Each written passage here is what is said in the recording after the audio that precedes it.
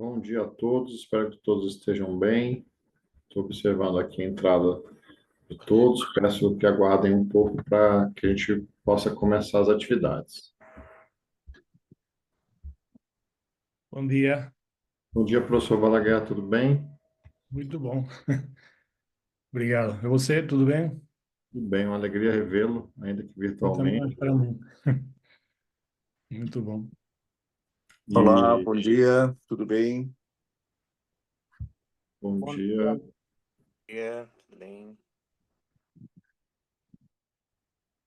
Vamos aguardando só a chegada do professor Gilmar. Não sei se o professor Ingo vai entrar. Já estou aqui. Ah, professor Ingo, tudo bem? Tudo bom? Tudo bom? Tudo bem, alegria revê-lo. Igualmente. Estou vendo aí o Paco também, nosso querido amigo. Bom dia. Já estão os nossos discentes entrando aí. O ministro Gilmar está conectado já? Ah, que bom. Já já a gente consegue conectar. Não sei se eu estou bem visualizado aqui. Está bem visualizado, professor. Tá, eu não tô me vendo direito aí. Está em Porto Alegre? Estou em Porto Alegre. Estou em Porto Alegre.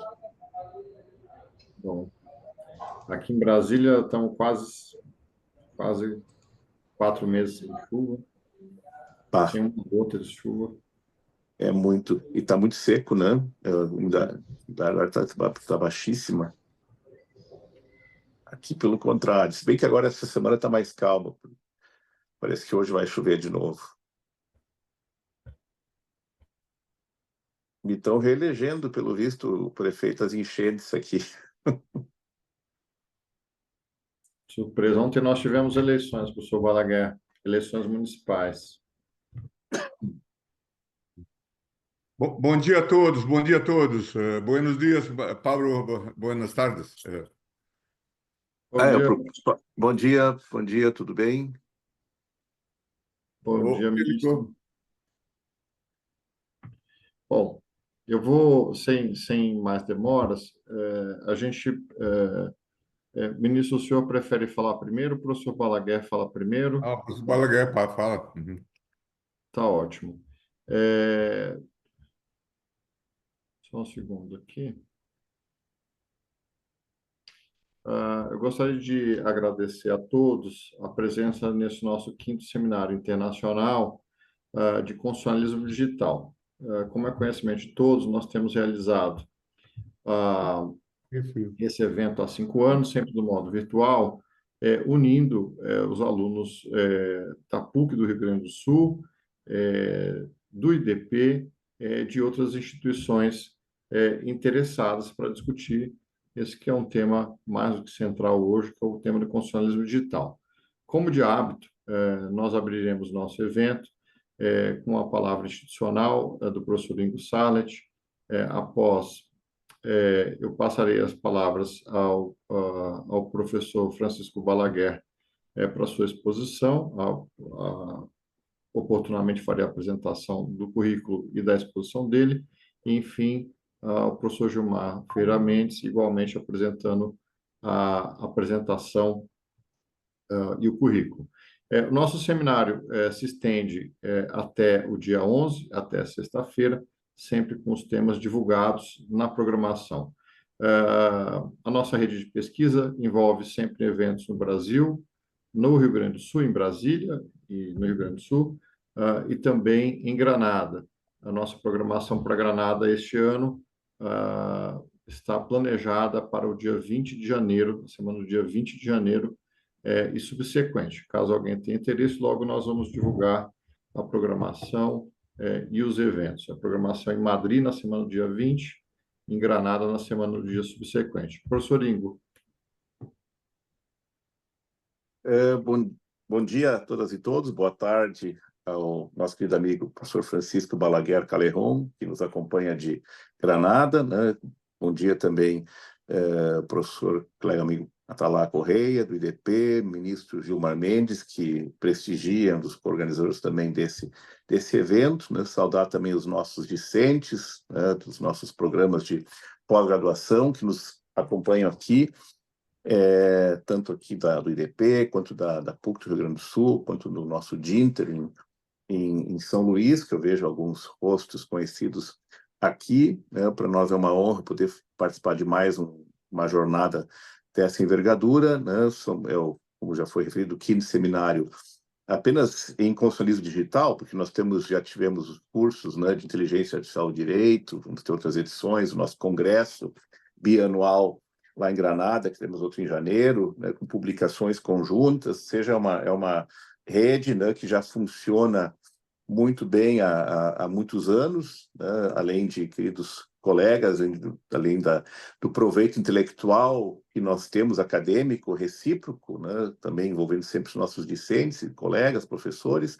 Também temos, evidentemente, já feito muitos amigos, ou seja, se transformou também numa confraria de amigos, né? E também sempre a participação, apoio das instituições, como a própria Fundação Peter Heber, né? Além das universidades referidas, o Centro de Estudos Europeus e Alemães, enfim, com um selo também muito importante para o nosso evento. E, basicamente, assim, nós sabemos que essa semana vai ser uma semana muito rica, muito produtiva, né? Com muitos palestrantes de grande envergadura, temas sempre atuais e polêmicos, portanto, me parece que de tédio, né, quem nos acompanha não irá fenecer, né, e acredito que, né, possamos manter o ritmo, né, com essa magistral aula inaugural do ministro Gilmar, do nosso querido professor Francisco Balaguer, até o final dessa semana. Também agradecer aos participantes, né, os professores, né, que irão nos brindar agora nesses próximos dias com as suas participações. Então, era isso, né? Essas falas devem ser curtas, porque é claro que nós estamos aqui para ouvir as aulas do nosso professor Balaguer, do nosso ministro Gilmar Mendes. Muito bem, muito obrigado, professor Ingo. Não fiz uma apresentação do professor Ingo, que dispensa a apresentação. O professor Ingo vem como representante da PUC, mas certamente é a pessoa central. Nós vamos ter o prazer de ouvir o professor Ingo amanhã, falando sobre direito ao esquecimento, evolução e perspectivas. Muito bem. Como o nosso tempo é curto, sempre aproveitando esse horário assim de final da manhã, eu gostaria de convidar a palavra o professor Francisco Balaguer Caleron. O professor Francisco Balaguer é conhecido de todos, tem inúmeras obras publicadas, tanto em espanhol quanto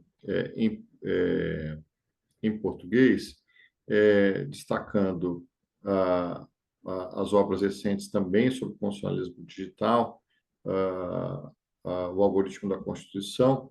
O professor Francisco é catedrático de Direito Constitucional na Universidade de Granada, também tem a cátedra ad persona Jean Monnet, e é um dos principais pensadores desse tema hoje no mundo, além de uma pessoa querida, quem todos nutrimos a maior admiração. A fala do professor Balaguer hoje é intitulada A Construção do Algoritmo e as Transformações Culturais na Sociedade Digital. Para aqueles que ainda não tiveram a oportunidade de ler o livro do professor Balaguer, sugiro fortemente que o façam a ensejo deste curso. O professor Balaguer eu não o vejo aqui, mas sabendo que o senhor está conectado, lhe passaria a palavra. Muito obrigado, Atalá. Eu fico muito feliz de participar nesta quinta convocatória do Seminário do Constitucionalismo Digital que coordinamos Ingo e eu. Como dizia Ingo, nós temos uma colaboração de muitos anos já de organizar seminários, congressos. O ano próximo temos também o grande congresso que organizamos cada 2, 3 anos. Esta vez será em Madrid, também coordenado por o professor Ingo Sarle e por mim. Eu acho que nós temos nessa colaboração que sempre com a participação que para nós é um privilégio do ministro Gilmar Mendes, e com a participação dos outros professores do IDP, Atalá, Hilton. Então, é uma colaboração que se orientou nos últimos anos muito a ideia do constitucionalismo digital, a ideia do análise do mundo digital, da sociedade digital. Isso porque nós, como constitucionalistas, compreendemos que nós temos grandes retos, grandes desafios, grandes problemas do ponto de vista constitucionalismo com o mundo digital. O mundo digital é um mundo novo que tem características muito diferentes das características do poder que foi regulado até agora pelo constitucionalismo, o poder do Estado. Eu me lembro sempre, eu fui já 40 anos a visiting professor nos Estados Unidos. Eu me lembro sempre de uma publicidade da televisão que era muito particular, porque nessa altura, na Espanha, não podiam as companhias fazer publicidade contra outras companhias. Você podia fazer a publicidade para promocionar, para promover os seus produtos, mas não podia fazer publicidade contra outras companhias. Eu não sei se foi conhecida ou não em Brasil, mas a publicidade era feita pela companhia Pepsi-Cola contra a companhia Coca-Cola.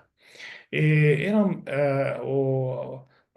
publicidade da televisão, eram algumas pessoas do futuro, do mundo futuro, que estavam a fazer uma espécie de trabalho como arqueólogos do mundo passado, que não existia já, não existia mais. Então, esses arqueólogos do futuro, vamos falar do ano 2500, 2600, não me lembro quando era a idade em que trabalhavam, vão a olhar uma casa e acham uma garrafa e eles não compreendem o que é essa garrafa. É uma garrafa de Coca-Cola. Então, quando olham a garrafa, todos dizem: o que é isso? Que quer dizer? A Coca-Cola não existia já no futuro, porque só existia a Pepsi-Cola, não? Então, quando eu estou a falar do constitucionalismo digital, a minha ideia é que nós temos que preservar a Constituição, preservar o constitucionalismo, preservar para as gerações futuras.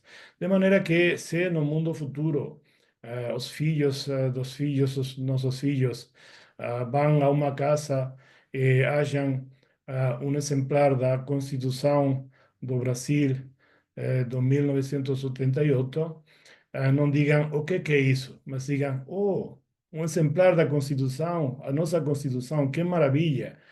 Um exemplar antigo da nossa Constituição. Então, o que nós queremos é preservar a ideia da Constituição, de controle do poder, da defesa dos direitos, garantia dos direitos e liberdades, preservar a nossa democracia. E para tudo isso nós temos que analisar o mundo digital, compreender o mundo digital e fazer compatível a ideia de constitucionalismo e a ideia do mundo digital. Isso que nós estamos a fazer já há alguns anos, com os nossos congressos, com as nossas publicações.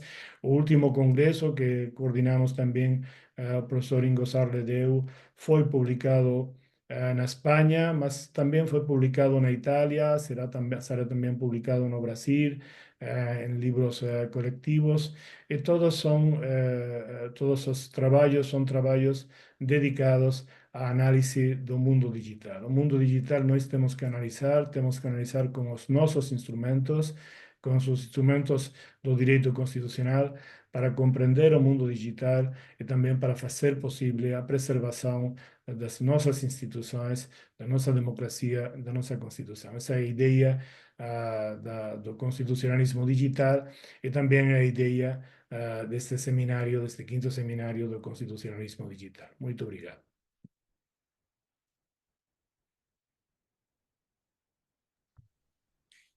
Ministro Gilmar, o ministro dispensa a apresentação, mas seguindo a forma, ministro, vou sugerir que o senhor fale só na apresentação e depois nós voltamos para a palestra do professor Balaguer. É Tá. isso, né, professor? Por favor, ministro, o senhor tem a palavra.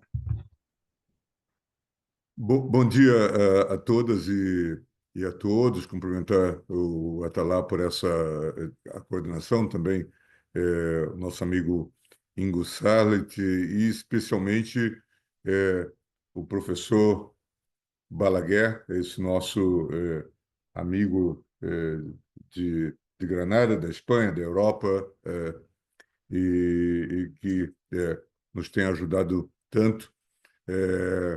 Como já fez referência o Atalá, recentemente nós tivemos a oportunidade de publicar no Brasil a tradução em português da obra sobre a Constituição dos Algoritmos, que se tornou um best-seller rapidamente também no Brasil, e nós ficamos extremamente felizes, e aqueles que ainda não leram a obra, nós recomendamos que façam. É fundamental que nós mantenhamos essa cooperação que estamos aprofundando. Nós vamos ter já no ano que vem presença em Madrid, de Granada, do IDP, da Fundação Peter Hebeli, e certamente vamos tornar a miúde essa nossa presença, como também queremos que Granada esteja sempre presente nas nossas atividades aqui no Brasil. A importância da temática é dispensável de consideração, maiores considerações, porque certamente todos nós, de alguma forma, estamos vinculados a esse novo mundo, que já nem é tão novo assim, a partir de e-mails, a partir das conexões que nós temos, a internet, a dependência que temos das nossas comunicações pelo WhatsApp, e, obviamente, que também essa questão entrou de maneira muito profunda na vida política dos países, e eu diria até de uma maneira disruptiva.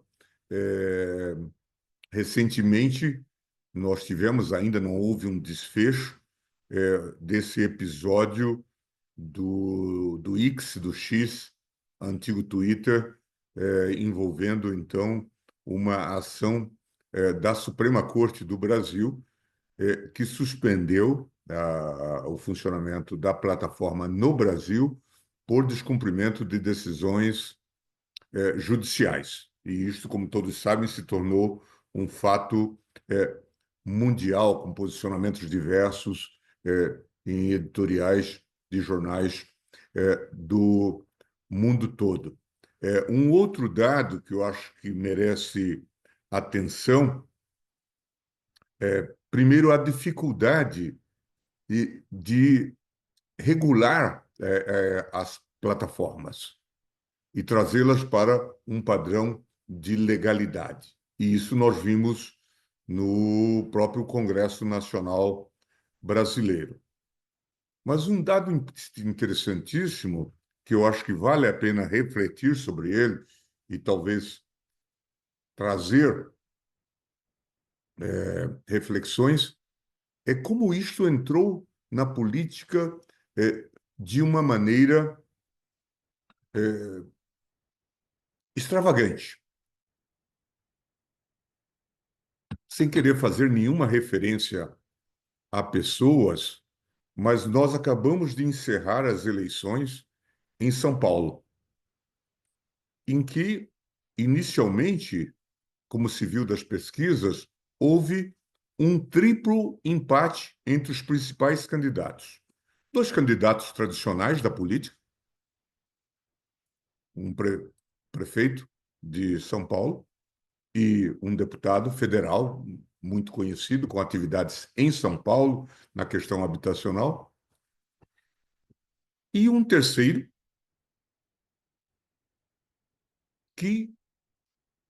cuja profissão se diz um coach que orienta as pessoas a ganhar dinheiro na internet.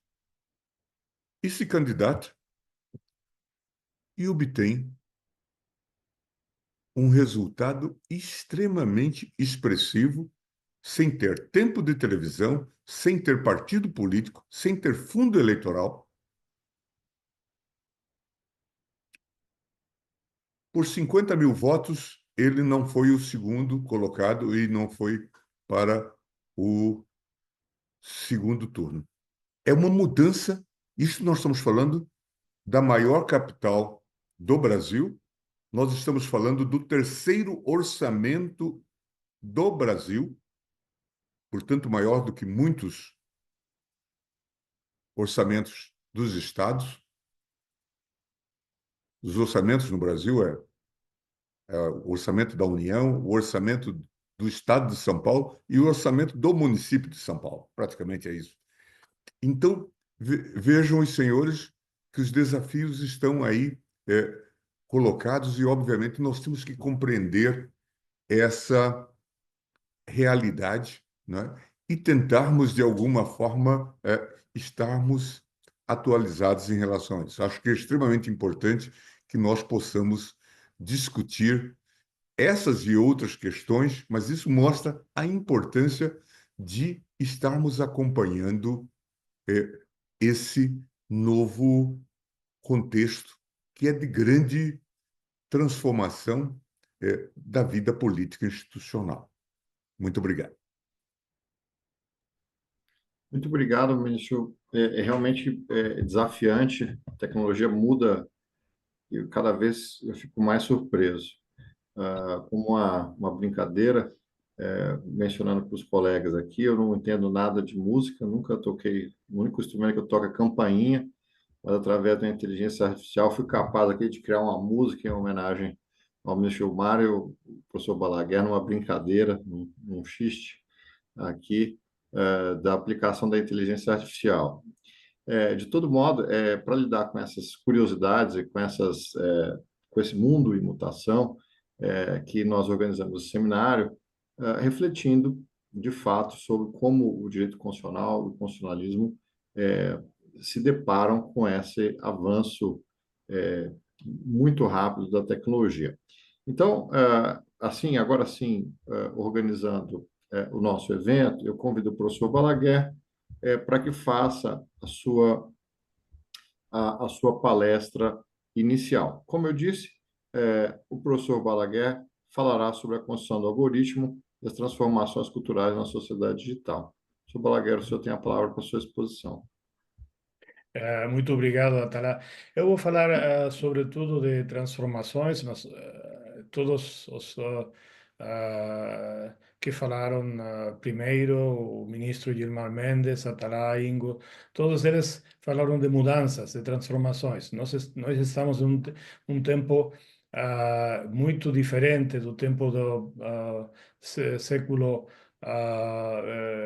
XX, estamos em um tempo onde as transformações são transformações muito importantes.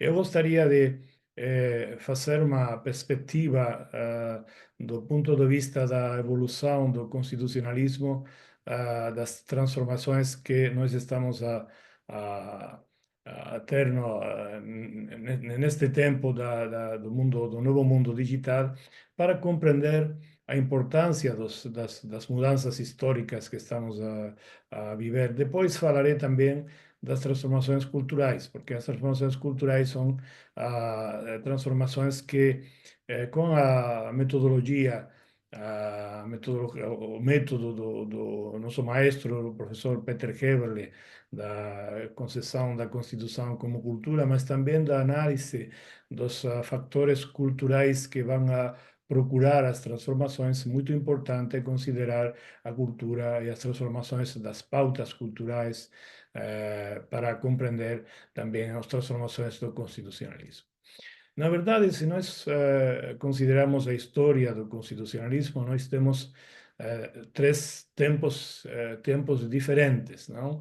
Temos um tempo de continuidade, onde o constitucionalismo vai se desenvolver dentro das pautas culturais, dentro das condições jurídicas e constitucionais do Estado. Então não temos grandes transformações, temos transformações evolutivas.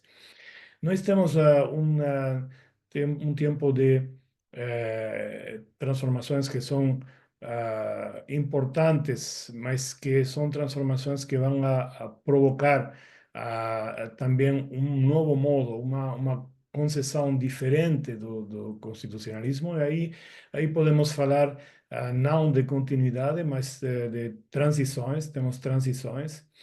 E temos também um tempo muito diferente, que é o tempo das rupturas, onde não temos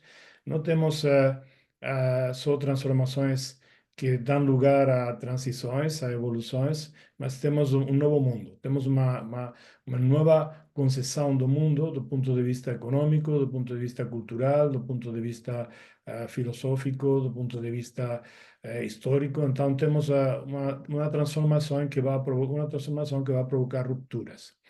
E se nós consideramos a evolução do constitucionalismo, podemos olhar como temos um primeiro momento revolucionário, onde o constitucionalismo, eu falo sobretudo da experiência europeia, depois da Revolução Francesa, foi instalado na Europa, e através daí também em grande parte do mundo. E temos aí um momento de ruptura. Ruptura porque o que vai fazer o constitucionalismo é, sobretudo, deixar atrás o mundo feudal, o mundo estamental, o mundo do absolutismo, o mundo dos privilégios, o mundo das servidumbres, e vai estabelecer um novo mundo com uma intenção muito clara, muito precisa. A intenção é, sobretudo, construir, estruturar um mercado nacional através da liberação das forças do capital e do trabalho, que vão a consentir a criação do mercado nacional, e, através do mercado nacional, do mercado estatal, vão a procurar o desenvolvimento econômico, porque a ideia é, sobretudo, a ideia do progresso, a ideia de desenvolvimento econômico. Esse é um momento de ruptura.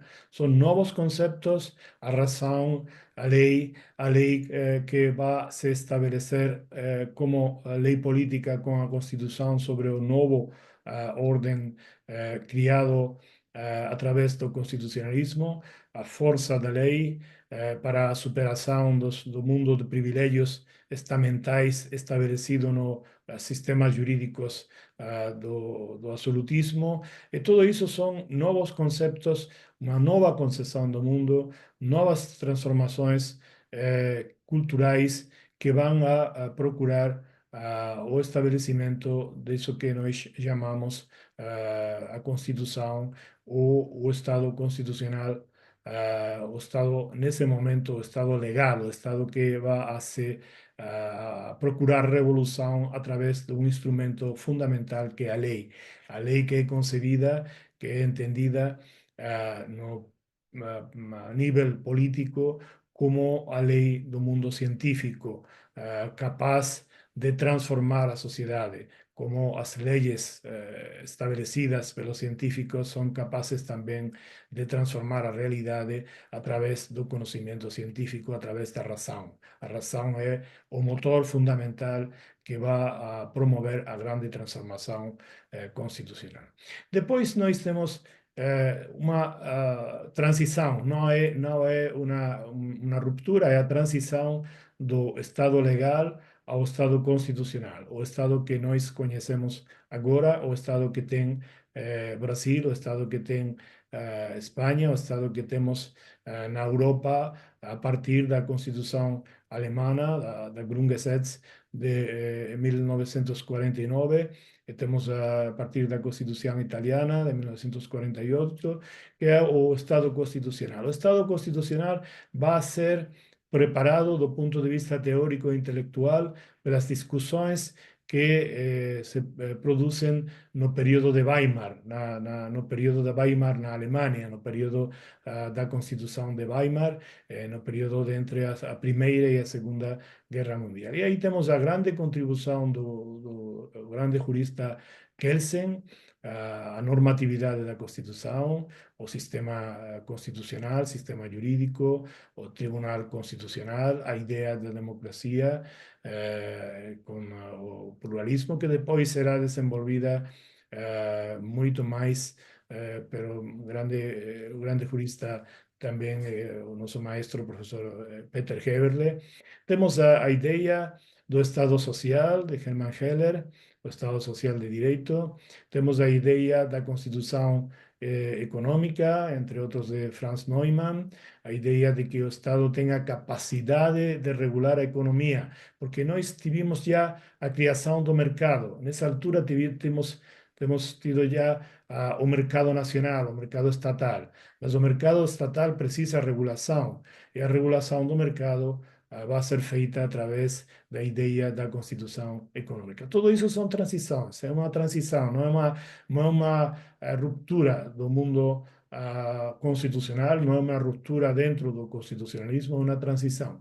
Também podemos considerar como uma transição a integração supranacional. Nós temos na Europa desenvolvimento mais e mais forte do direito constitucional, mesmo se a Constituição Europeia não foi aceitada. Temos fórmulas de integração supranacional, eu acho que, embora não tão desenvolvidas, o Mercosul, mas temos nos instrumentos supranacionais também de proteção dos direitos fundamentais, dos direitos humanos. Temos também aí direito constitucional, temos também aí constitucionalismo, e isso são transições que vão a introduzir também modificações, mudanças nos sistemas constitucionais, seja na América, seja na Europa, através da proteção dos direitos fundamentais, dos direitos constitucionais, dos direitos humanos, que são direitos constitucionais. Mas depois temos, além dessas transições, temos também rupturas. E aqui temos a terceira globalização, na segunda globalização, que foi impulsada depois da Segunda Guerra Mundial, nos anos 50 do século XX. Nós tivemos a primeira globalização no século XIX, através do desenvolvimento do comércio e das comunicações. Tivemos depois, no período entre a Primeira e a Segunda Guerra Mundial, a globalização foi fechada, ficou muito enfraquecida, e depois tivemos a segunda globalização nos anos 50 do século XX. Na segunda globalização, nós temos já uma transformação muito importante através da importância dos poderes externos, dos poderes exteriores no Estado, que vão a impactar também, vão a afetar também a ideia do constitucionalismo. Mas, embora não é uma ruptura, são transições. Nós temos modo de incorporar na segunda globalização a criação de um mercado global, com fazer compatível a criação do mercado global com o mercado nacional. Isso é mais possível onde temos integração supranacional, porque a União Europeia vai a fazer uma função muito importante de mediação entre o mercado global e o mercado nacional, entre a globalização e o poder do Estado. Mas também no Brasil temos um mercado nacional de mais de 200 milhões de pessoas, com uma grande capacidade de fazer controle dos agentes globais, como estamos a ver nas últimas semanas, com o conflito com a antiga Twitter, X, que pelo momento eu acho que era um conflito necessário também para fazer o controle das companhias multinacionais. Então, temos um momento de transição até o final do século XX. Mas no século XXI vão a começar as rupturas. As rupturas. E as rupturas, nós podemos olhar as rupturas porque a Constituição fica muito marginal no espaço público e fica marginal, sobretudo, pelo desenvolvimento dos grandes poderes globais e pela criação mais e mais acelerada, mais e mais rápida do mercado global. Então, temos aí as grandes crises do século XXI, a começar com a crise terrorista do 11 de setembro de 2001, começou o século, que foi uma crise global, no sentido de que foi utilizada mecanismos de guerra através da utilização de aviões comerciais, mas foi controlada pelos instrumentos tradicionais do constitucionalismo, do direito constitucional, através de uma intervenção sobre os direitos fundamentais para fazer a proteção contra o terrorismo. Depois tivemos a crise financeira, que sobretudo impactou na zona euro, onde vimos como uma grande parte do poder do Estado vai ficar fora do Estado, vai ficar nas mãos dos grandes agentes globais, agentes externos, especuladores financeiros que têm interesses próprios no quadro de um desenvolvimento particular do capitalismo, que nós poderíamos considerar como um capitalismo autista, o capitalismo financeiro, onde a ideia que era muito importante no capitalismo, da transformação social, da acumulação de capital para transformar a sociedade, para produzir coisas positivas na sociedade. Nós temos o exemplo de um capitalista, embora no século XXI, mas nesse sentido, no Steve Jobs, o fundador de Apple, que vai, através da acumulação do capital, vai a gerar novos desenvolvimentos positivos para a sociedade. Mas temos também um capitalismo financeiro que não tem interesse na acumulação de capital como um instrumento para a transformação, mas tem interesse só na acumulação do capital como um fim em si mesmo, um fim para acumular, só para acumular capital, que pode utilizar o capital através dos grandes fundos de inversão num sentido muito ruim, muito destrutivo, mesmo para enfraquecer estados, para provocar a miséria nos estados, só com a finalidade de acumular capital. E nessa concessão do capitalismo, nós temos a crise financeira com grandes agentes globais que vão a provocar um grande enfraquecimento do poder do Estado. Depois tivemos a crise tecnológica e democrática, que foi provocada pelo Facebook e Cambridge Analytica no Brexit, e também nas eleições presidenciais norte-americanas, estadunidenses de 2016. Então, tivemos aí uma intervenção das companhias tecnológicas nos processos eleitorais, que vão a produzir através mesmo da propaganda subliminal, que é uma propaganda muito ruim, porque é uma propaganda que vai a mudar os votos, não tanto o sentido dos votos, mas sobretudo a participação dos votantes nos processos eleitorais, através de uma propaganda que eles não são conscientes dessa propaganda subliminar. Então, é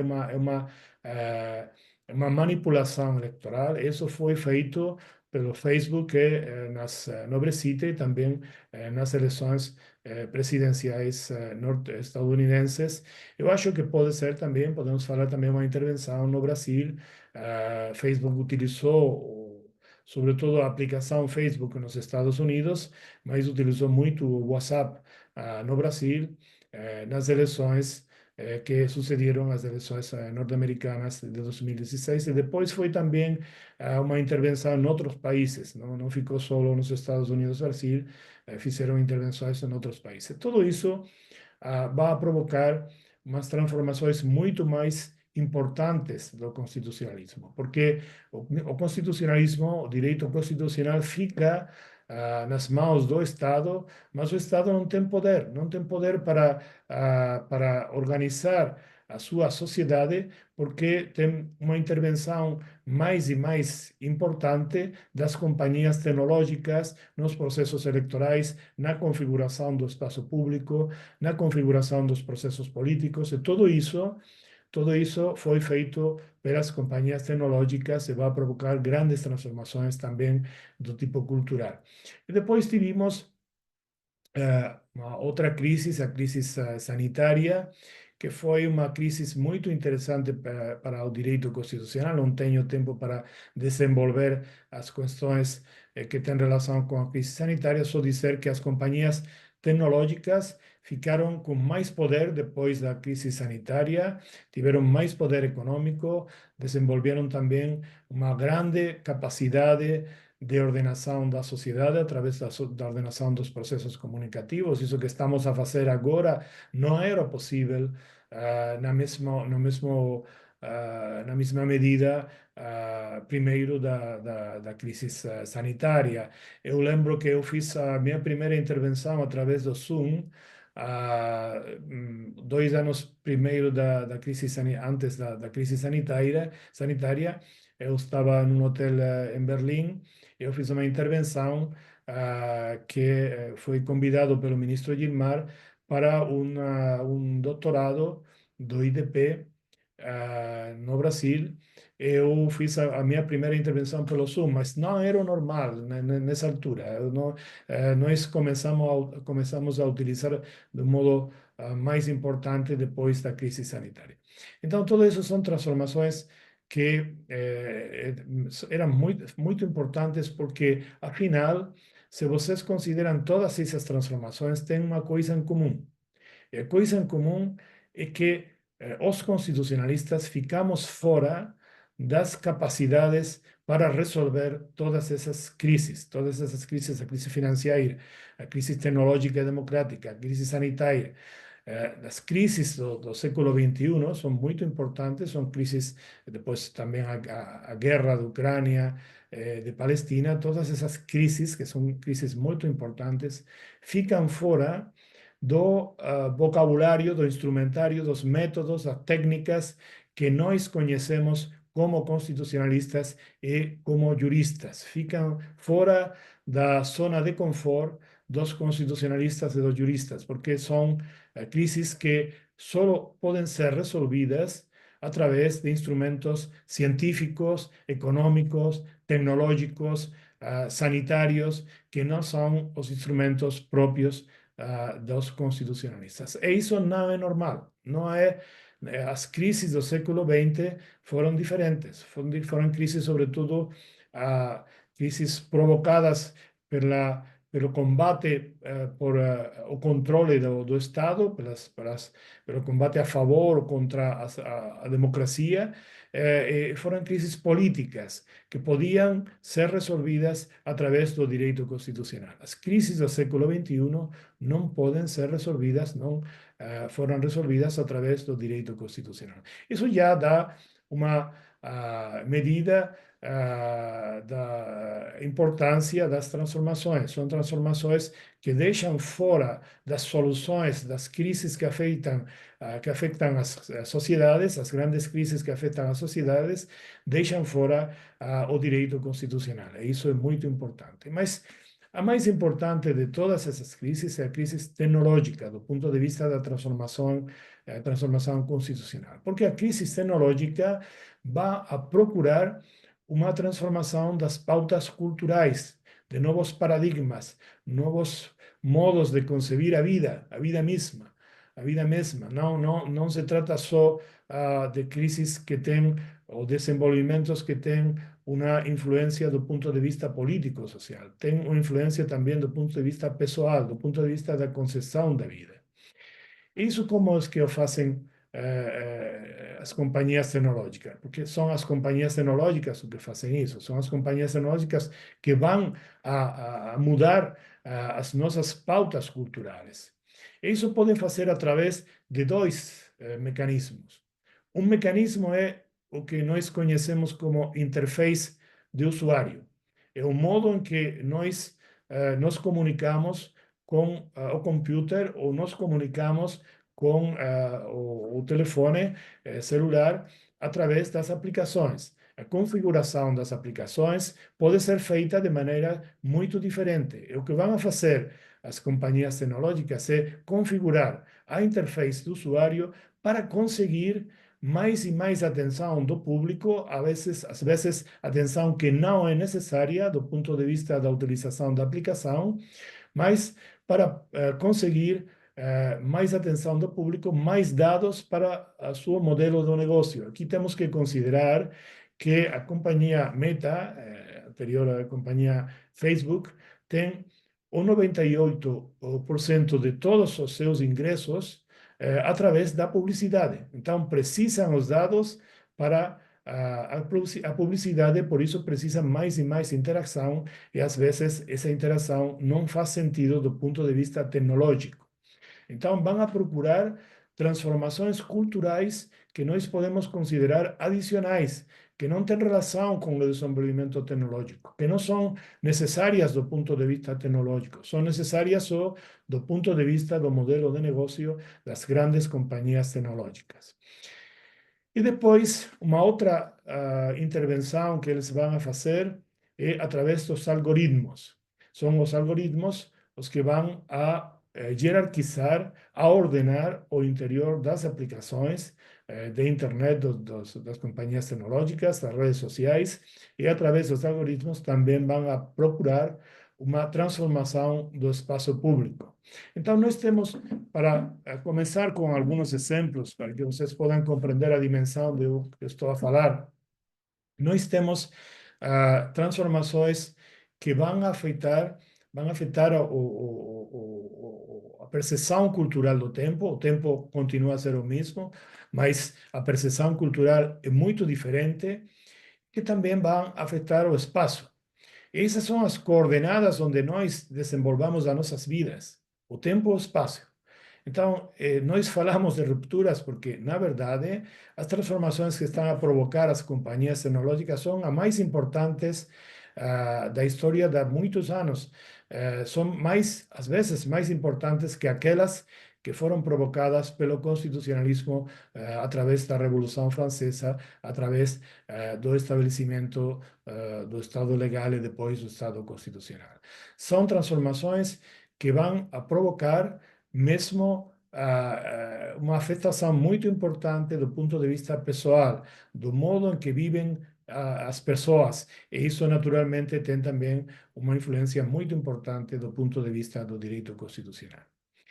Eu vou começar por alguns exemplos para compreender isso, não? E exemplos que são importantes porque, sobretudo, eu posso olhar que no público temos muitas pessoas que são nativos digitais, que não têm o que nós temos, muitos de nós, a memória analógica, a maneira de fazer a comparação entre o mundo que nós conhecemos agora, o mundo digital, é o mundo que nós conhecíamos há 20 anos, há 30 anos, o mundo analógico. Mesmo se o mundo analógico continua, embora ser uma grande parte da nossa vida, não se trata de que nós deixamos fora das nossas vidas o mundo analógico. Só que, para compreender as transformações, nós temos que compreender como funcionava o mundo analógico antes da implantação da sociedade digital. E a percepção do tempo. Nós temos no mundo analógico uma percepção do tempo muito diferente da percepção do tempo no mundo digital. Vocês conhecem a instituição do vacatio legis, não? O vacatio legis, estabelecida com caráter geral, para fazer possível que as versões impressas das normas publicadas nos boletins oficiais, nas gazetas oficiais, foram conhecidas em país todo, não? Uma grande parte de Brasil, essas normas, essas gazetas, boletins chegavam com 3, 4 dias do tempo, porque precisavam para chegar a esse tempo. Então, temos a Vacatio Legis, uma instituição que permitia que as pessoas pudieran conhecer as normas 4, 5, 6 dias, 10 dias depois de serem publicadas. Isso não tem nada a ver com o mundo digital, onde nós conhecemos as normas diretamente quando são produzidas, porque são publicadas diretamente na internet. Então, temos uma percepção diferente do tempo. Nós, a nossa vida no mundo analógico, era a vida em que os jornais tinham edições de amanhã e de tarde. De manhã e tarde, porque quando chegavam as notícias à última hora do dia, essas notícias serviam para a manhã seguinte, mas não serviam para a tarde. Então, temos também jornais de tarde. Quando vocês pesquisavam, tinham que olhar, às vezes, se deslocar a outras bibliotecas em outros lugares, porque não tinham possibilidade de achar os livros que precisavam. Então, tudo era muito mais lento, muito mais devagar, não? Muito mais uma percepção do tempo muito diferente. E os processos comunicativos, que são muito importantes nas nossas vidas, não? Quando você escrevia uma carta, a carta chegava, você escrevia num processo reflexivo. E não era muito estranho que você escrevia uma parte da carta hoje, e amanhã uma outra parte, e às vezes uma carta era se escrevia em vários dias, não precisavam escrever no mesmo tempo. E mandava a carta pelos correios e a carta chegava às vezes uma semana, 10 dias, 20 dias, depende do país, as condições das comunicações. Depois chegava a resposta em também uma semana, ou 10 dias, 15 dias. O processo comunicativo, como o processo da vida em geral, os processos políticos, os processos democráticos, eram lentos, não precisavam ser feitos todo diretamente, em 5 minutos, em 1 minuto, em alguns segundos, não? Mas a percepção cultural do tempo cambia com o desenvolvimento tecnológico, é normal, porque nós temos agora muitas coisas que podemos conseguir diretamente em um período de tempo muito mais breve, muito mais reduzido que o período de tempo do mundo analógico. Eu vou fazer a comparação da carta com o e-mail. Você escreve um e-mail e pode receber o e-mail, a pessoa que vai receber o e-mail pode receber o e-mail em 1 segundo, em 2 segundos, diretamente.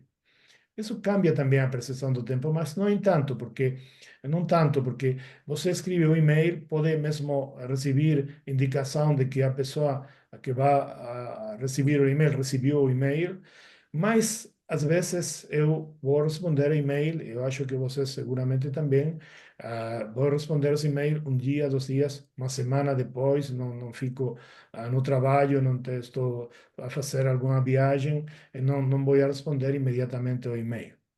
Mas uma coisa muito diferente vai produzir o WhatsApp. O WhatsApp é uma aplicação onde você escreve uma mensagem para alguma pessoa e a pessoa vai receber a mensagem e você conhece, se a configuração é a normal do WhatsApp, que essa pessoa recebeu a mensagem. É a mesma coisa que o e-mail. Não faz diferença. Mas depois você vai ter uma coisa que não tem o e-mail. Você sabe que a pessoa, essa indicação no WhatsApp, fica ligada ao telefone, ao WhatsApp, e não responde a você. E não responde nada.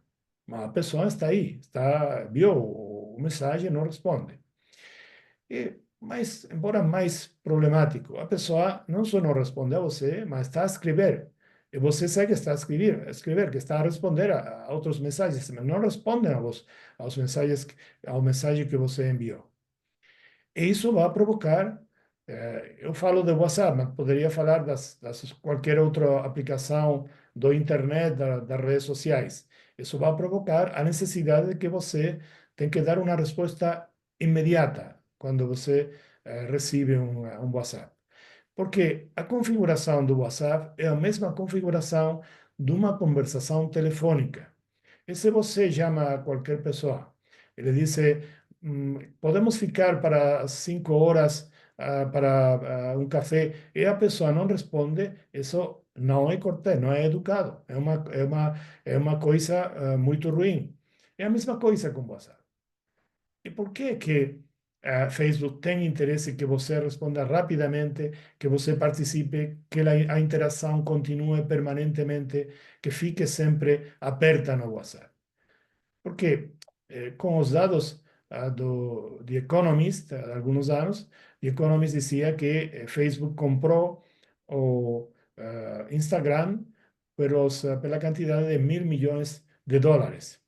E comprou WhatsApp por uma quantidade muito mais grande, $19 mil milhões.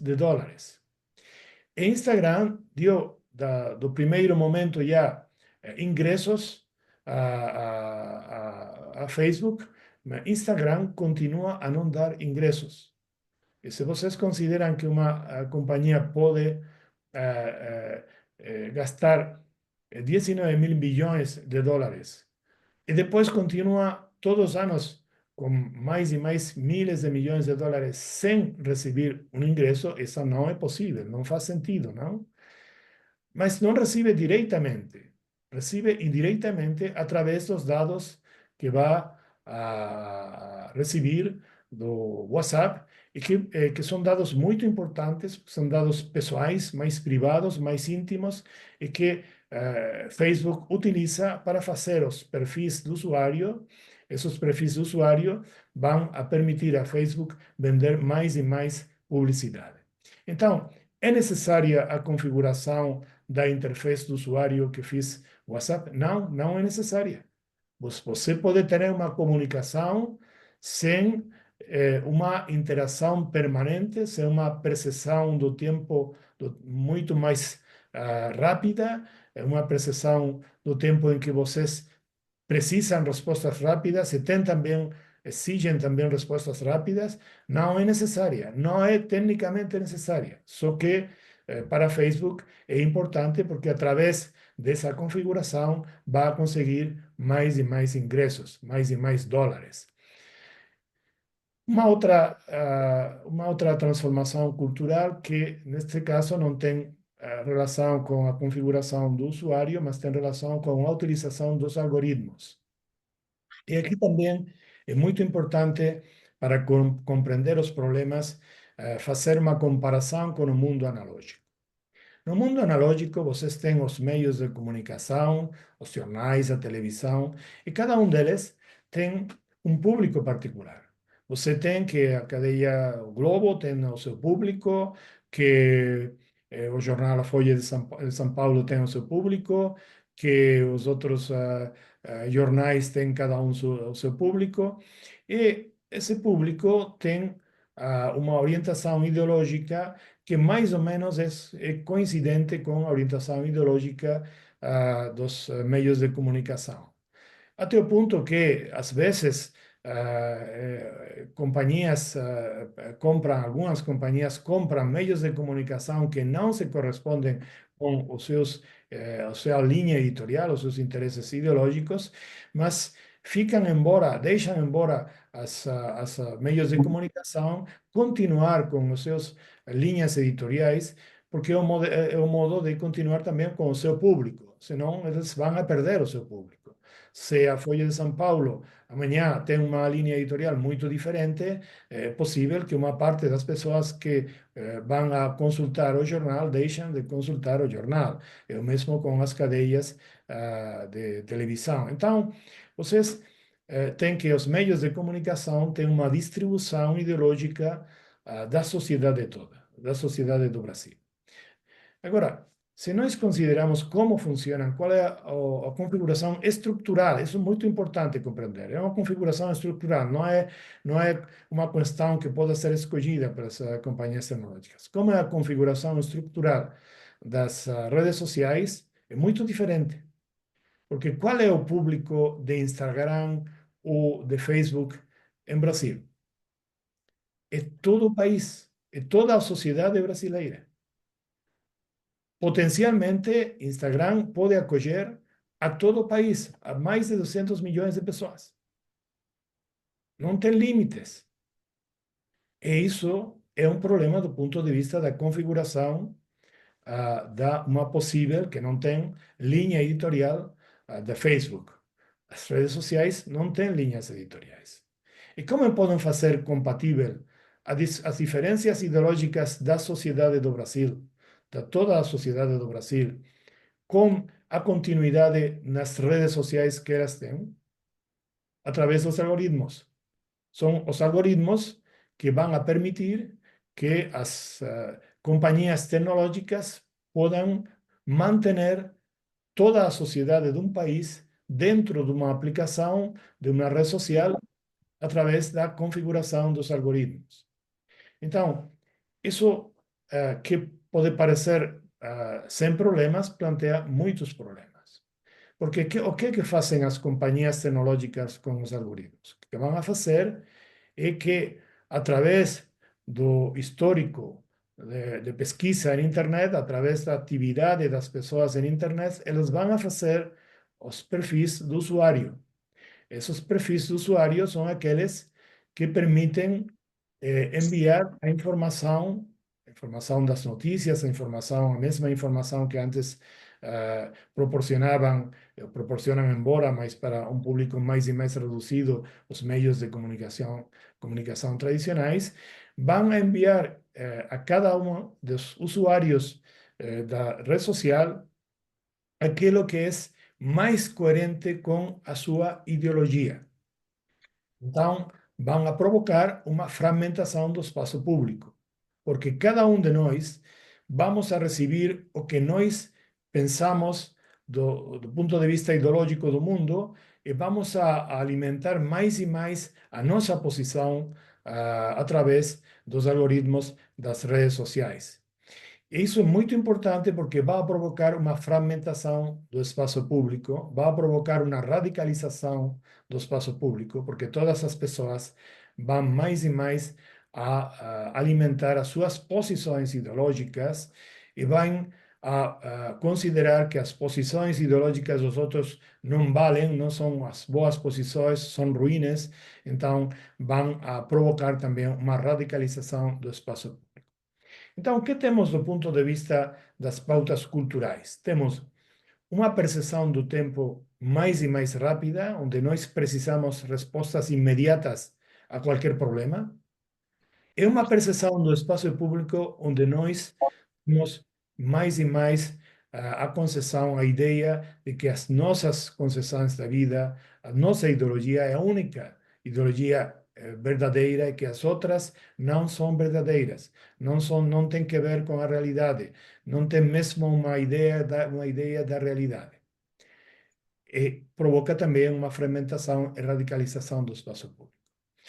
A primeira coisa é que a transformação do tempo vai provocar a necessidade de respostas imediatas.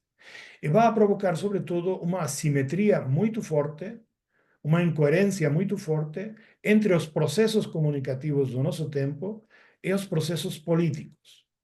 Porque nos processos políticos democráticos nós precisamos tempo. Se nós queremos fazer no futuro um prédio em um lugar que pode ser problemático do ponto de vista ambiental, nós precisamos um informe, um rapport de impacto ambiental para saber se é possível ou não. Se nós precisamos fazer um ponte, precisamos fazer uma rua, precisamos fazer qualquer intervenção, nós precisamos conhecer o impacto ambiental, nós precisamos conhecer as opiniões das pessoas que moram nesses lugares, nós precisamos conhecer se tudo foi feito com o ordenamento jurídico, com o sistema jurídico, e tudo isso precisa tempo, precisa tempo. Não podemos fazer um informe de impacto ambiental em 5 minutos. Precisamos tempo. E como precisamos tempo, é como a democracia precisa tempo. Precisa também tempo para ter esses informes e outros e fazer as discussões, pensar se a ação pública pode ser oportuna, pode ser interessante, pode ser coerente com a Constituição. Para todo isso precisamos tempo. Mas o problema é que os processos comunicativos não dão, através da sua configuração com as redes sociais, não dão tempo aos políticos. Não permitem aos políticos o tempo, porque exigem, através da social trend, que cada problema tem que ser resolvido no mesmo tempo em que foi provocado. Se vocês têm um problema amanhã que é social trend, pela manhã, vocês têm que resolver como político o problema pela manhã. Tem que fazer as promessas, tem que dizer, não, vamos fazer isso ou outra coisa, porque senão você não vai fazer uma resposta às necessidades dos processos comunicativos que temos agora, não? Então, isso é muito importante. A primeira coisa, porque é incompatível com a ideia de democracia, sobretudo a ideia de democracia pluralista.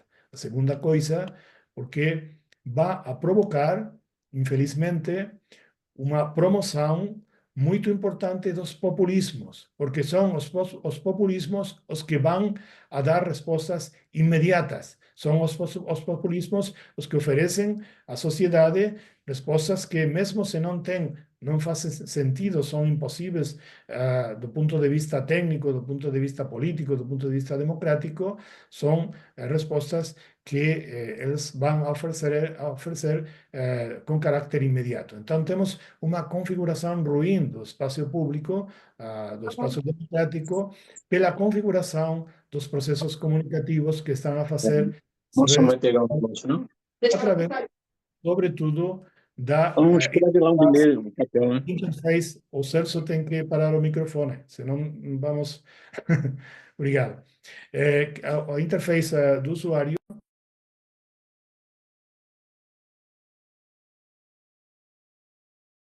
Senhor Balaguer, tudo bem? Você está mutado. Agora, que vão a provocar essa transformação cultural e também vão a provocar uma incompatibilidade com as condições estruturais da democracia pluralista. E do ponto de vista do espaço, eu sempre, e alguns de vocês participaram em outros seminários, seguro que conhecem já a minha ideia para fazer a explicação de como funciona a democracia pluralista. A explicação e como deve funcionar o espaço público na democracia pluralista. A explicação é uma metáfora que procede tem sua origem um provérbio árabe que diz que a verdade era um grande espelho, um espelho muito grande que ficava no céu e que caiu do céu e se fragmentou, se rompeu, se fraturou em milhares e milhares de troços, em milhares e milhares de pedaços. E cada um de nós, cada uma das pessoas que ficamos na sociedade, temos uma parte dessa verdade, fragmento dessa verdade. Isso quer dizer que, para conhecer a verdade, nós temos que juntar todos os fragmentos. É como se fosse o mapa de um tesouro. Se vocês têm o mapa de um tesouro, às vezes o fragmento mais pequeno do mapa é o fragmento que que permite conseguir achar o tesouro. E se esse fragmento não fica, então não podemos conhecer. E por isso nós temos que reconhecer a dignidade da verdade dos outros, a dignidade das opiniões dos outros. Todas as opiniões em uma sociedade democrática, mesmo aquelas que nós não gostamos, que achamos que podem ser muito ruins, todas têm a mesma dignidade. E todas têm que ser consideradas no espaço público para, entre todos, achar a verdade. E por isso é muito importante que nós não desenvolvamos como estão a fazer as redes tecnológicas, as redes sociais, as companhias tecnológicas, uma ideia da verdade em que só nós conhecemos a verdade, os outros não conhecem, não respeitamos as verdades dos outros, consideramos que os outros estão todos errados nas suas opiniões e só as nossas opiniões são verdade. Isso não se pode transformar, não se pode controlar através das soluções epidérmicas. E muitas vezes, quando nós consideramos que podemos controlar isso através do controle final dos mensagens, dos posts nas redes sociais, não consideramos que é um problema estrutural. Só se pode controlar através do controle dos algoritmos, através das responsabilidades das companhias tecnológicas. E não tem responsabilidade. Temos as provas. Na altura de 2020, no Wall Street Journal, e depois, através também das intervenções da pessoa que proporcionou os dados, dizia que o Facebook estava a fazer uma pesquisa para determinar se era possível uma configuração diferente dos algoritmos para provocar menos problemas no espaço público. E o resultado da pesquisa foi que sim, que do ponto de vista matemático, sim, era possível procurar uma configuração diferente dos algoritmos. Só que Facebook ganhava menos dólares, ganhava menos, tinha menos ingressos. Então, Facebook decidiu de continuar com a sua configuração ruim dos algoritmos. E temos mais provas. Quando foi expulsado Trump, depois dos sucessos do Capitólio, do assalto ao Capitólio, foi expulsado das redes sociais porque ele estava a fazer uma tentativa de golpe de Estado, foi expulsado de todas as redes sociais. O Facebook foi muito, nesse caso, uma posição que parecia muito favorável à democracia e à Constituição, à defesa da ordem constitucional no Brasil. Mas depois, uma pesquisa de New York Times determinou que no sistema Facebook, através do análise da evolução de algumas pessoas, alguns usuários do Facebook, que alguns desses usuários que participaram no assalto do Congresso, primeiro de incorporar nos seus comentários, nos seus posts, questões que tinham que ver com as posições trumpistas, a favor das posições trumpistas, eles tinham, às vezes, 50, 60 pessoas que davam likes a seus posts, a seus comentários.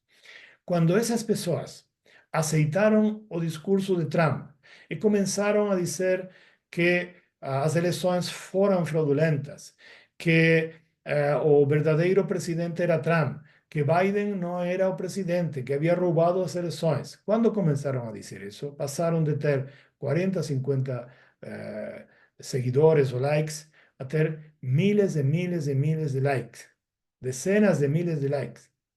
Como é isso? Porque os algoritmos de Facebook estavam configurados para fazer a promoção do discurso trumpista, porque, na verdade, estão configurados para fazer a promoção de todo discurso radical, de todo discurso ruim que possa provocar a atenção do público e que possa provocar a interação do público.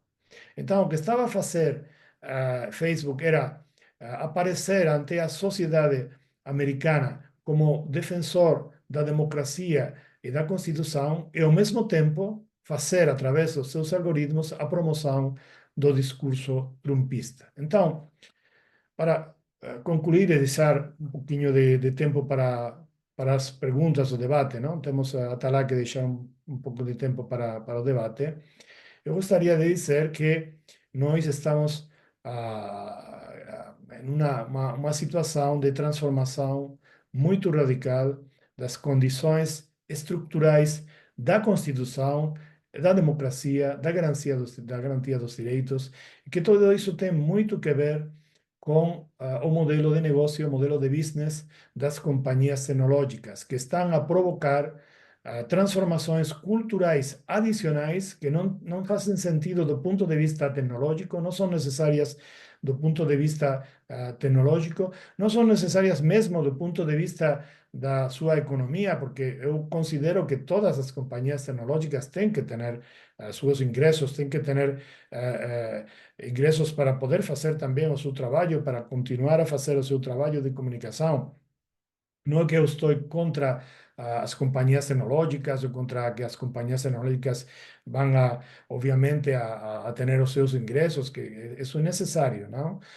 Mas o que estão a fazer é transformações culturais adicionais através da configuração do interface do usuário, através da configuração dos algoritmos, para procurar mais e mais interação, mais e mais ingressos, para procurar que o seu modelo de negócio possa conseguir mais e mais dólares, sem que isso seja necessário do ponto de vista da economia das companhias tecnológicas e do ponto de vista da configuração tecnológica.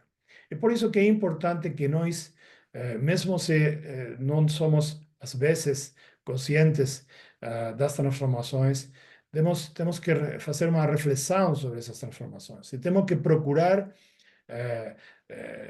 fazer uma solução dos problemas onde os problemas são verdadeiramente possíveis da solução, através da configuração do mundo digital que estão a fazer as companhias tecnológicas para conseguir que o nosso mundo digital seja compatível com a ideia da democracia, com a ideia de direitos fundamentais, que seja compatível com a nossa Constituição, com a Constituição da Espanha, com a Constituição do Brasil, e assim garantizar que dentro de muitos anos, embora a Constituição continue a ser o centro do espaço público.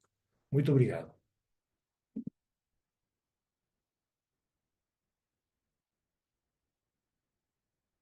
Muito obrigado, professor Balaguer. Eu agradeço a sua apresentação. Gostaria de passar a palavra então, para o ministro Gilmar Mendes. Eu acho que vai ficar apertado para que nós tenhamos perguntas. De todo modo, aqueles que queiram podem passar pelo chat, e eu e o professor Hilton nos encarregamos de responder na medida da possibilidade. O ministro Gilmar tinha tem uma apresentação intitulada Os Paradigmas de Regulação e Responsabilidade nos âmbitos da liberdade de expressão, redes sociais, democracia. Ministro, vou dispensar a apresentação do ministro, todos conhecem. Eu gostaria só de ressaltar a posição como decano do STF e minha admiração pessoal por todo o trabalho que ele vem realizando ao longo da sua vida pública. Ministro, o senhor tem a palavra. O senhor está com o áudio desligado. Boa tarde a todas e a todos. Agradecer mais uma vez a presença entre nós do professor Balaguer. Ele lembrava de uma palestra que ele fez a partir de Berlim para o nosso curso de mestrado interinstitucional em Teresina, no Piauí. Portanto, foi uma avant-première do uso do Zoom naquele contexto muito especial, e são as coisas benfazejas da tecnologia, a possibilidade de se ter essa presença e fazer com que a distância, de fato, não nos impeça de contactar. Evidente que, como já foi dito, o avanço tecnológico suscita uma série de problemas na área da violação dos direitos fundamentais. E aí vem o discurso do ódio, o cyberbullying, pornografia infantil, e mesmo na difusão em massa de notícias falsas fake news e que hoje têm consequências gravíssimas na vida da sociedade como um todo e também na vida da política institucional. Paco lembrava da pandemia. E na pandemia nós tivemos muitas pessoas, e às vezes até agentes oficiais, que indicavam tratamentos e medicamentos que não eram mais do que placebo para a doença. Não, e muita gente, portanto, acabou sendo vítima de fake news, como todos nós sabemos. No Brasil, basta ver o chamado caso cloroquina, em que um remédio que é altamente utilizado para malária acabou sendo utilizado para a Covid-19 e, obviamente, não foi efetivo.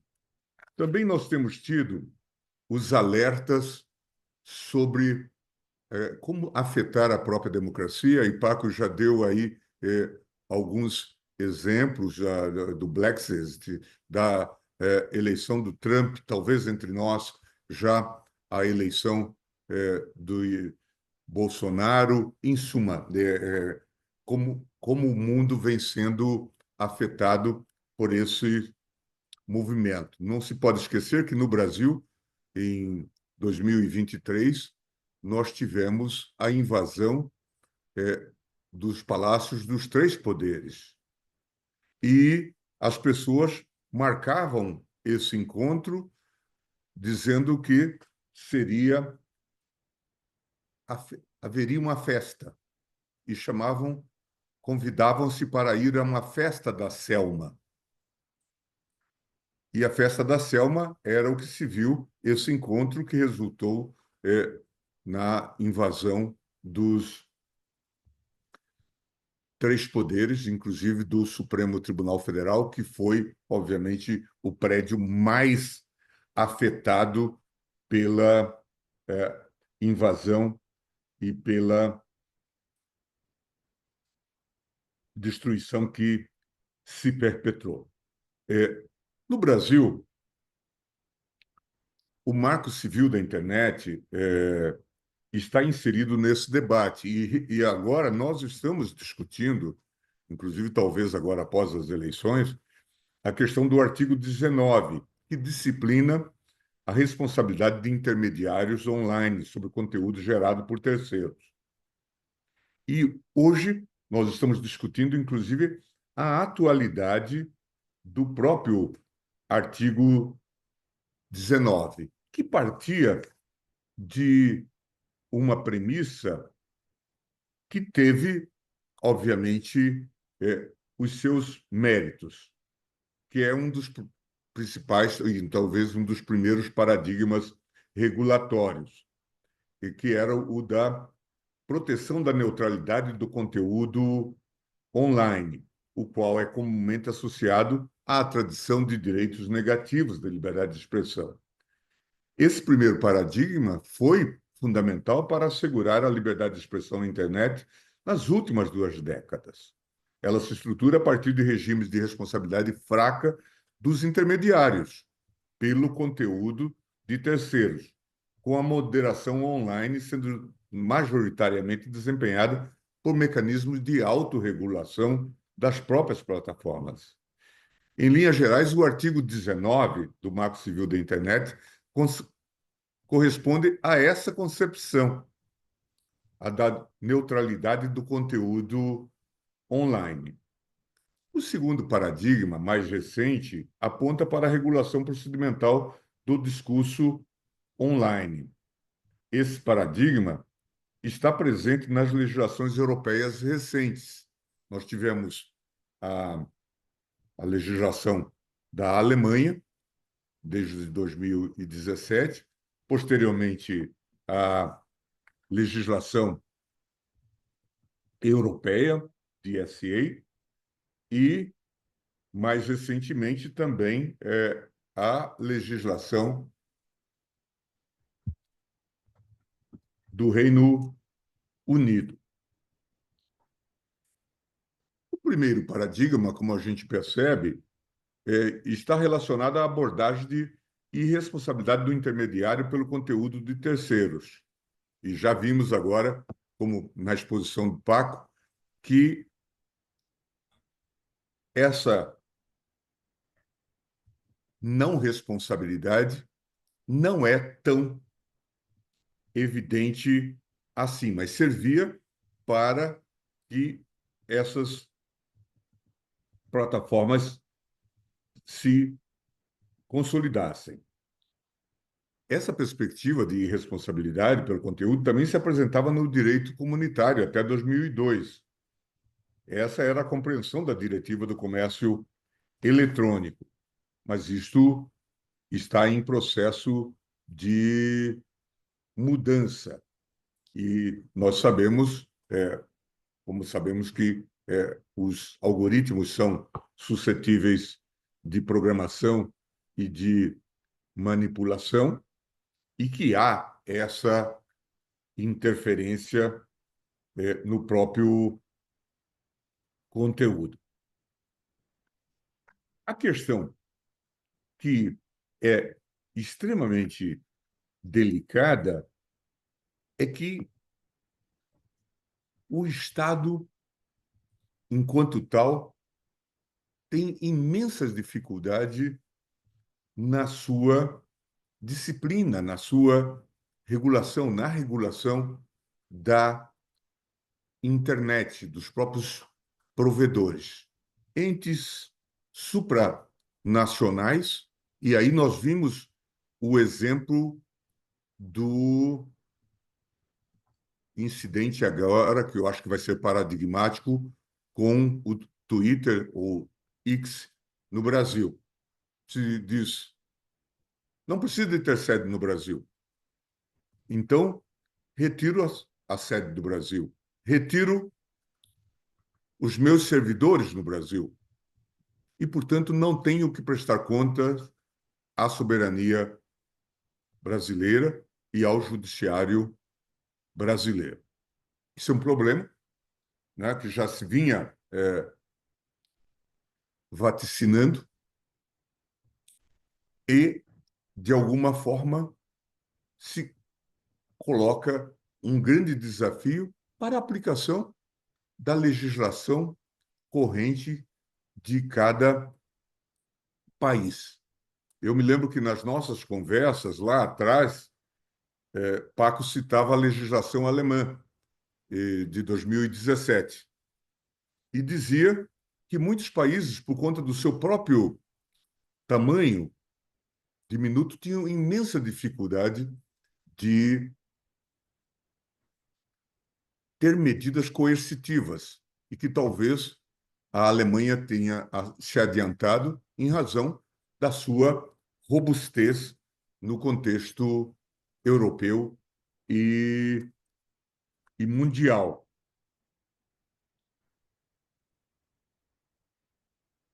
Mas isso não é algo trivial. Isso é um imenso desafio. Hoje estamos diante dessa questão. O nosso sistema de responsabilidade dos intermediários de conteúdos online se estruturou ao redor do artigo 19 do Marco Civil da Internet, resultado de amplo debate social. O dispositivo prevê que, em regra, o provedor de aplicações da internet somente poderá ser responsabilizado civilmente por danos decorrentes de conteúdo gerado por terceiros, se após ordem judicial específica não tomar as providências para tornar indisponível o conteúdo apontado como infringente. Ainda que o referido artigo não se alinhe por completo a um paradigma de neutralidade de conteúdo, em regra, ele prescreve uma lógica de irresponsabilidade ou de responsabilidade mitigada das plataformas, que é o argumento esgrimido normalmente. A doutrina nacional tem interpretado o artigo 19 como uma opção do legislador pelo modelo de responsabilização judicial para preservar a liberdade de expressão na internet.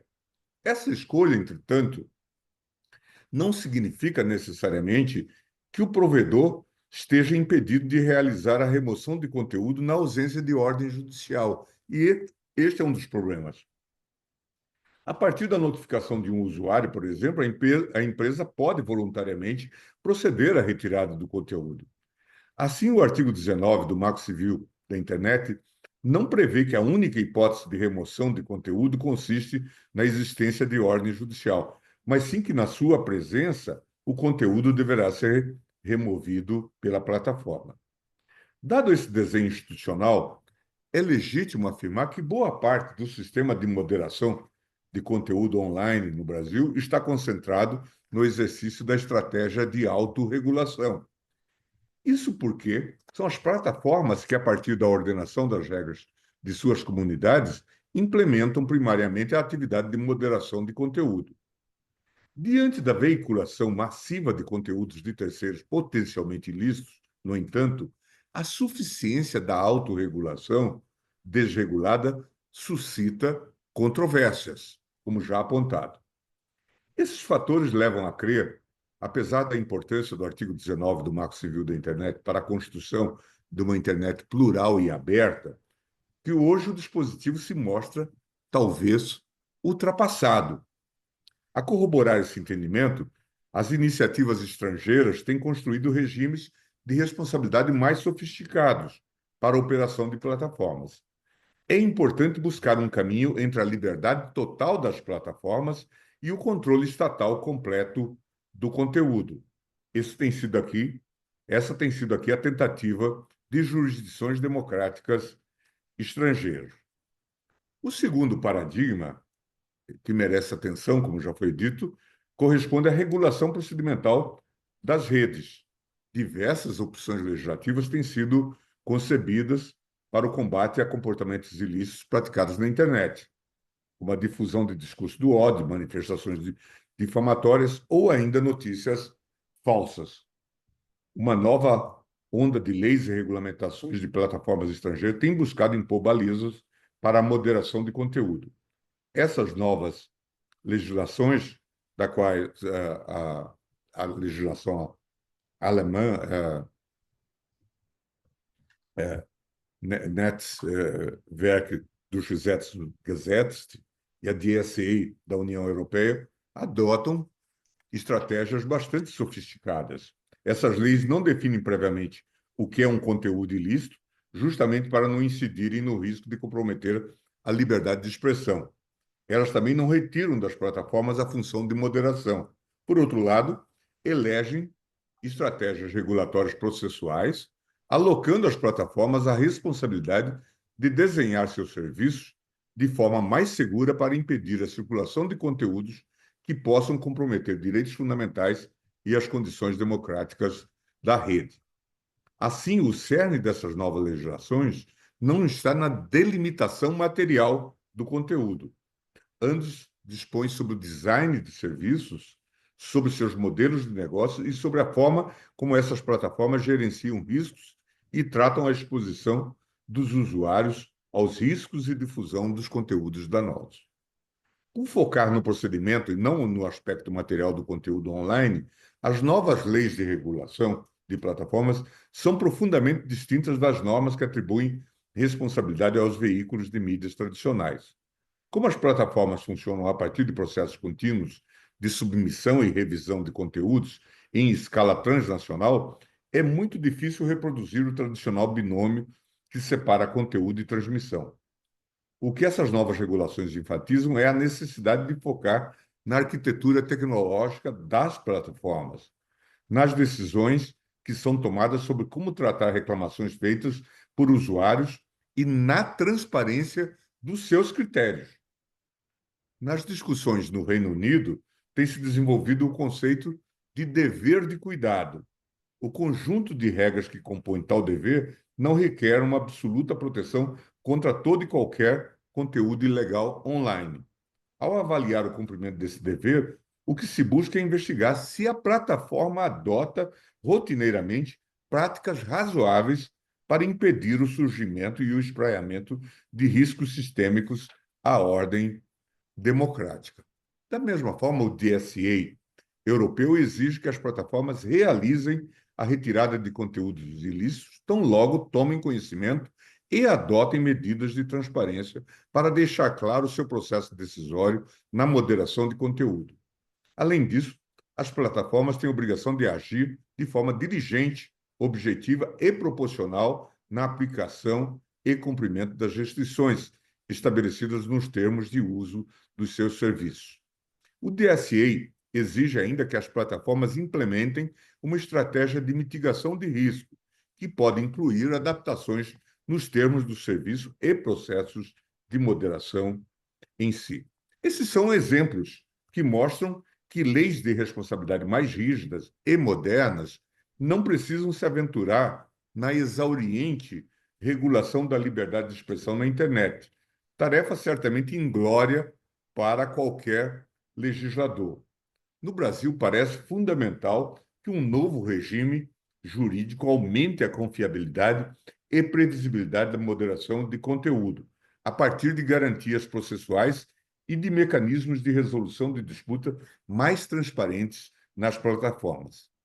A opção de focar mais no processo e menos na substância de conteúdo parece ser um caminho importante do debate. E, de alguma forma, nós fizemos isso recentemente, já nas eleições de 2022, e o TSE, Tribunal Superior Eleitoral, tem adotado essas normas de procedimentalização para regular as eleições recentes que acabaram ontem, realizadas ontem, pelo menos aquelas do primeiro turno, já tem normas dispostas nas resoluções do Tribunal Superior Eleitoral, que no Brasil tem também uma ampla capacidade normativa.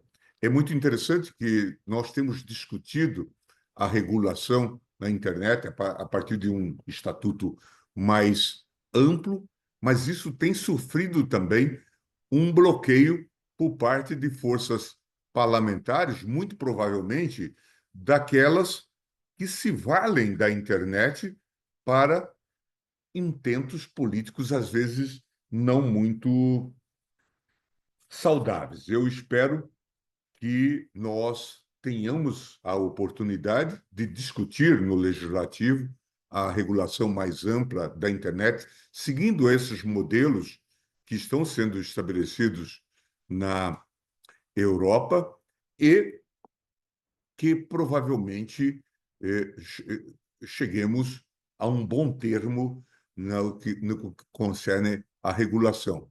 Certamente também nós, no Supremo, vamos nos debruçar sobre essa temática no âmbito da questão já posta aqui no tribunal, a propósito da correta interpretação e talvez até de sentenças aditivas que se possam fazer em torno do artigo 19 do Marco Civil da Internet. Mas, neste momento, espero que todos nós compreendamos isso, o Brasil também se tornou um grande laboratório institucional desses conflitos. Vimos o 8 de janeiro, vimos o mau uso dos provedores das plataformas nas eleições, vimos agora esse fenômeno eleitoral, vários fenômenos eleitorais que estão pautados nessa marca disruptiva no processo eleitoral e que, de alguma forma, é um grande desafio para a própria democracia, de modo que... e nós temos tentado responder a esses desafios também fazendo experimentos institucionais, mas não é por acaso que vários estudiosos têm se preocupado com a questão recente da suspensão do ICS em território nacional, tendo em vista o descumprimento sistemático de ordens judiciais emanadas da Suprema Corte. Muito bem, muito obrigado, ministro. Eu gostaria de transmitir ao senhor e ao professor Francisco Balaguer que os vários elogios, são algumas perguntas interessantes que eu e o professor Hilton tentamos responder, endereçar. Mas, de todo modo, como o senhor disse, o professor Balaguer mencionou no livro, as questões estão abertas, o mundo está evoluindo, as tecnologias estão mudando e a gente tem que encarar esses problemas com criatividade. Muito obrigado pela sua exposição, aprendi muito.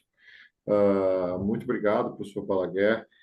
O nosso evento está planejado para os próximos dias, mas todos, agora no Brasil, professor Balaguer, são 1h10, todos temos inúmeros compromissos e eu não gostaria de estender mais. Professor Hilton, o senhor gostaria de falar algo? Ótimo, só agradecer as palestras do ministro Gilmar Mendes, do professor Francisco Balaguer Calerron, iniciando nosso 5º simpósio de consulismo digital, saudar o professor amigo Ingo Sarlit.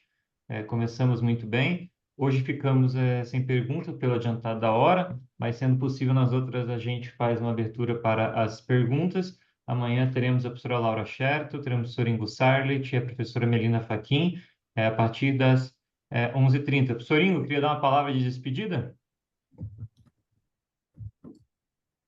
Também só agradecer, primeiro saudar o querido colega Hilton, né, que não pôde estar conosco no início, porque já tinha um compromisso acadêmico, e agradecer muitíssimo, né, ao nosso querido professor Balaguer, ao nosso estimado ministro Gilmar, pelas excelentes apresentações, sempre valorizando imensamente o nosso início, né, de atividades nesse seminário já tradicional, e também, igualmente, o querido amigo Atala Correia, né, pela serena, né, e competente presidência também desse painel de hoje, né? E claro, amanhã, né, nos encontramos todos aí novamente nesse mesmo horário.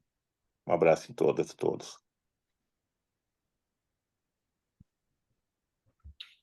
Professor Balaguer, quer falar algo? Professor Gilmar, quer algo? Eu só agradecer, não? Eu fico muito feliz nesta primeira sessão do seminário, da intervenção do ministro. Eu acho que temos muitos problemas no futuro, mas que o Brasil está a fazer o seu trabalho, não? Então, isso é muito importante, não? Muito obrigado. Muito bem, o ministro Gilmar desconectou já, logo ele corre para as audiências. Então, estou declarando encerrados os trabalhos, agradecendo ao professor Ingo, professor Balaguer, professor Hilton pela confiança que depositaram em mim, desejando aí a todos vocês um bom almoço. Um abraço. Um abraço, tchau, tchau, gente. Até amanhã.